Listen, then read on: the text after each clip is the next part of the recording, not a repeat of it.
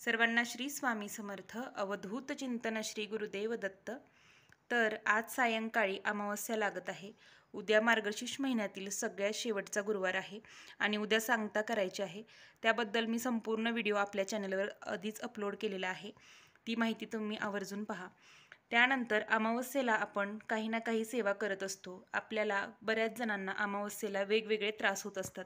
तर आपल्या घराला किंवा आपल्या वाहनांना कधीही इजा होऊ नये, घरात कोणतीही बाधा होऊ नये, लहान मुलं सतत आजारी पडत असतात, किरकिर करत असतात, घरात वादविवाद भांडणे होत असतात. यासाठी घरात प्रत्येक महिन्याच्या अमावस्येला घरावरून, वाहनांवरून किंवा आजारी बाधित व्यक्तीवरून आपल्याला उतारा द्यायला सांगतात. तर ही सेवा आपल्या नित्यसेवेमध्ये देखील आहे व आपल्याला केंद्रातून देखील दिली जाते. तर त्याबद्दलच मी आज तुम्हाला सांगणार आहे. तर अमावस्येला काय करायचं आहे? सगळ्यात पहिल्यांदा अमावस्येला कोणत्याही अमावस्या असो, तुम्ही आपल्या घरात कोहळा बांधू शकता. कोहळा आणायचा, त्याच्यावरती स्वस्तिक काढायचं आणि त्याच्यावरती कोणती सेवा करायची याबद्दल देखील मी मागे व्हिडिओ टाकलेला आहे, तो पहा. तर तो कोहळा, गोरक्ष चिंच किंवा असोला नारळ देखील आपल्या केंद्रामध्ये मिळतो. तर असोला नारळ आणायचा आणि त्यावर सेवा घेऊन तो आपल्या मुख्य प्रवेशद्वाराच्या वरती आतल्या बाजूला लाल वस्त्रामध्ये बांधायचा. ही सेवा तुम्ही अमावस्येला करू शकता, शनिवारी करू शकता. कोहळा खराब झाल्यानंतर तो पाण्यामध्ये विसर्जित करायचा, नवीन कोहळा आणून आपल्या प्रवेशद्वारावरती बांधायचा. त्याचबरोबर ही संरक्षण कवडी, याबद्दल मी पाठीमागे व्हिडिओ केला होता. तर ही संरक्षण कवडी तुम्ही त्या कोहळा, असोला नारळ यामध्ये बांधू शकता किंवा तुमच्या सुरक्षेसाठी मिस्टरांच्या पॉकेटमध्ये देखील ठेवू शकता.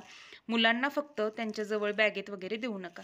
तर ही आपल्या केंद्रामध्ये मिळते. यावरती 11 माळी स्वामी समर्थांचा जप करायचा व काळ भैरवाष्टक एकदा म्हणायचं व ही आपल्याजवळ ठेवू शकता. अमावस्येला देखील गाडीमध्ये देखील तुम्ही इंजिनपाशीही ठेवू शकता कुठेही. तर ही सेवा देखील करायची आहे. त्यानंतर सकाळी उठल्यानंतर तुम्हाला गायत्री मंत्र म्हणत, हे पंचगव्य आहे आपल्या केंद्रातलं, ते मी पुडीतून डबेत ओतून ठेवलेलं आहे. तर हे पंचगव्य काय आहे याबद्दल ही माहिती टाकलेली होती. तर पंचगव्याने आपल्याला आंघोळ करायची आहे, दररोज करायची आहे. पण ज्यांना शक्य नाही त्यांनी अमावस्येला तरी गायत्री मंत्र जपत किंवा श्री स्वामी समर्थ हा मंत्र जपत पंचगव्याने स्नान करायचं. त्यानंतर आपल्या लादी पुसायचं पाणी असतं, त्याच्यामध्ये लिंबू, गोमूत्र, खडा मीठ, त्याचबरोबर हळद हे सर्व टाकून लादी तसेच आपली वाहनं सगळी स्वच्छ करून घ्यायची. मुख्य आपल्या घराचा प्रवेशद्वार, त्याचा उंबरटा हळद व पाण्याने गोमूत्र मिक्स करून स्वच्छ करून घ्यायचा.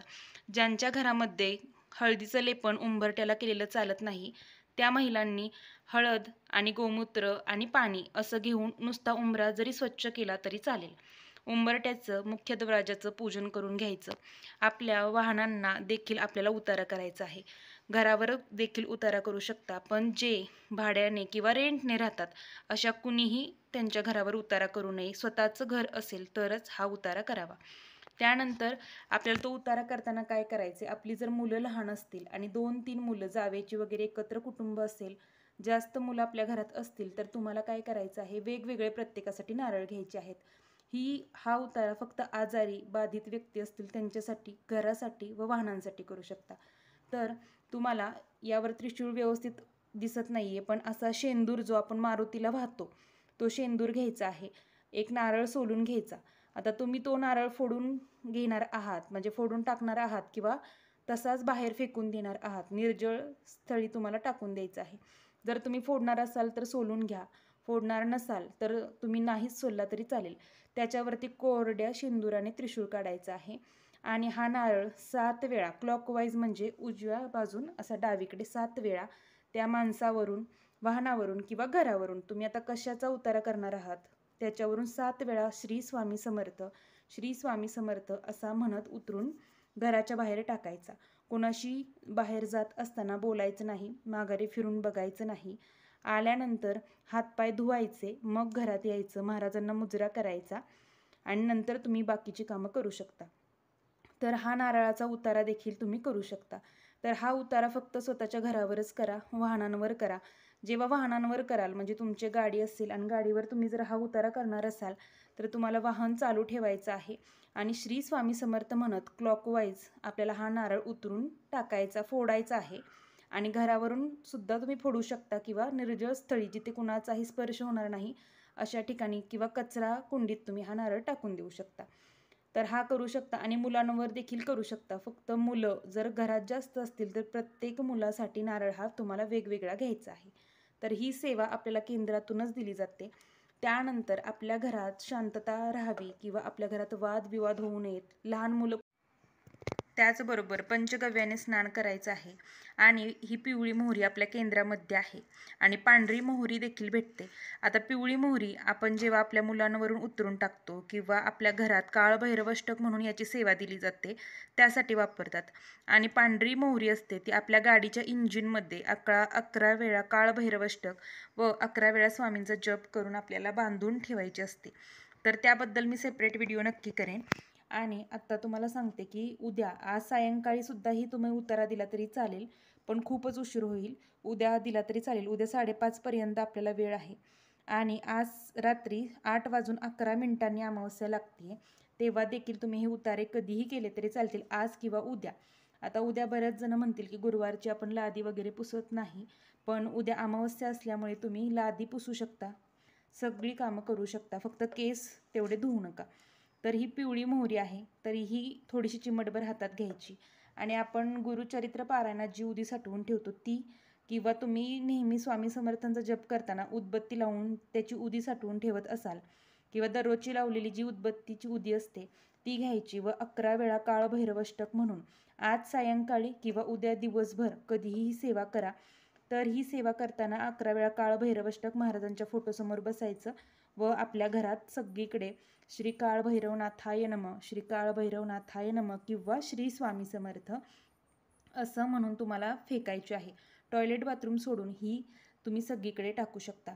आणि जी लादी पुसणार असाल तर त्यामध्ये तुम्हाला गोमूत्र, लिंबू, हळद, खडामीठ टाकून लादी पुसून घ्यायची आहे. त्याचबरोबर त्याच पाण्याने आपल्याला वाहनंही स्वच्छ करायची आहेत. मुख्य दरवाजा किंवा तुमचे कोणते कितीही दरवाजे असो ते स्वच्छ करायचे आहेत. कर्पूर होम देखील तुम्ही करू शकता. कर्पूर होम कसा करायचा याबद्दल देखील मी माहिती सांगितलेली आहे. कर्पूर होम शनिवारी करू शकता, प्रत्येक अमावस्येला करू शकता. आणि आपल्या मुलांवरून देखील ज्यांना नारळ नाही उतरायचा तर त्यांनी ही पिवळी मोहरी हातात घ्यायची आणि श्री स्वामी समर्थ, श्री स्वामी समर्थ असं म्हणून दक्षिण दिशेला, आपल्या घराच्या दक्षिण दिशेला किंवा डस्टबिनमध्ये तुम्ही ही पिवळी मोहरी टाकू शकता किंवा जाळूसुद्धा शकता. आपण जशी मीठ मिरच्याने दृष्ट काढतो त्याच पद्धतीने ही पिवळी मोहरीने देखील दृष्ट काढली जाते. तर या पद्धतीने तुम्ही सेवा आवर्जून उद्या रुजू करा. आणि सेवा काय करायची याबद्दलही मी थोडक्यात सांगते. तर महालक्ष्मी अष्टकम 11 वेळा म्हणू शकता.